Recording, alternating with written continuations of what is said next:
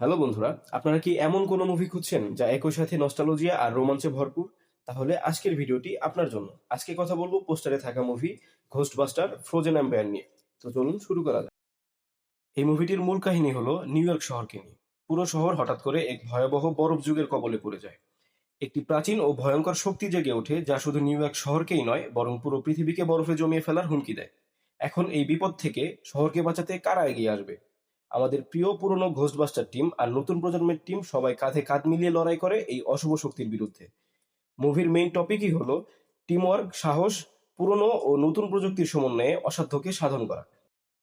এখন প্রশ্ন হলো, কেন দেখবেন? প্রথমত, যারা ভুতুড়ে বা সুপার ন্যাচারাল অ্যাডভেঞ্চার মুভি পছন্দ করেন তাদের জন্য এটি দারুণ একটি ট্রিট।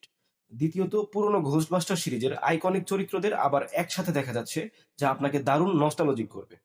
আর সবশেষে এর ভিজুয়াল ইফেক্ট এবং বরফের সেই ভয়ানক দৃশ্যগুলো আপনাকে পুরো সময় জুড়ে স্ক্রিনের সাথে আটকে রাখবে।